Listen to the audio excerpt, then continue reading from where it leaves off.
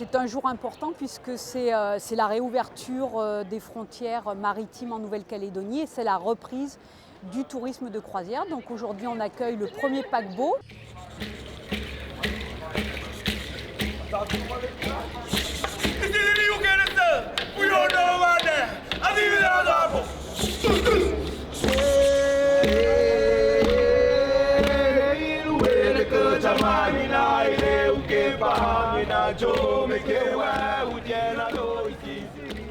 Hello everyone, so please just the bracelet first for the Duck Island.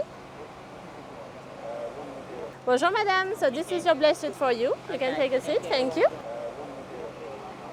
Okay, wonderful. So actually your return time today is gonna be at 1:15.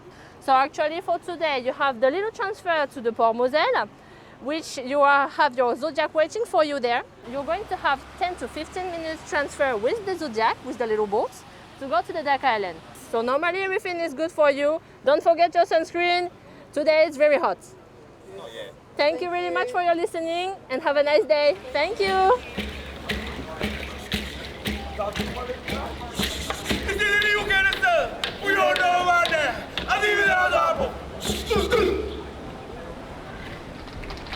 On était en arrêt pendant presque 30 mois. On est ici aujourd'hui grâce à l'aide qu'on a eue financière de l'État et des instituts banquiers de la province. On a perdu une grosse partie de notre personnel. On a réduit notre personnel entre 70 et 80%. Aujourd'hui, le problème qu'on est en train de faire, c'est reformer du personnel, reformer l'anglais, la pratique de l'anglais, parce que c'est un peu plus compliqué. On y va petit à petit. Et puis aujourd'hui, on a réduit le nombre de prestations qu'on offre parce qu'on ne peut pas redémarrer aujourd'hui, reprendre où on était en 19.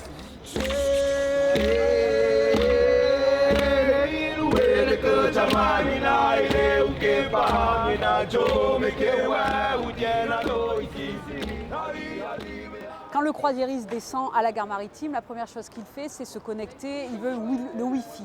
Donc il arrive sur un portail de destination avec des informations sur la Nouvelle-Calédonie et on lui demande s'il souhaite recevoir notre newsletter pour recevoir des informations.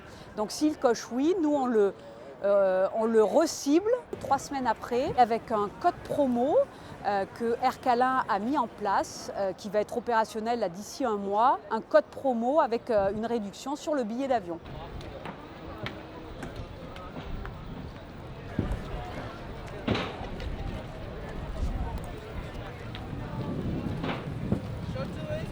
L'activité croisière est une activité qui est bénéficiaire, qui bénéficie à beaucoup de Calédoniens. Mais il faut qu'on fasse attention, est-ce qu'elle ne vient pas trop impacter notre environnement naturel, mais aussi notre mode de vie en quelque sorte. On discute par exemple au niveau du port autonome avec le responsable de Carnival par exemple pour savoir est-ce qu'ils seront en capacité dans le futur, une fois que les bateaux sont au port, de ne pas faire tourner les moteurs avec le fioul lourd, là, mais prendre des fioul plus respectueux de l'environnement. Est-ce qu'ils peuvent se brancher sur l'électricité de la ville, ainsi de suite. Ces sujets-là seront débattus. On va peut-être, in fine, proposer des orientations.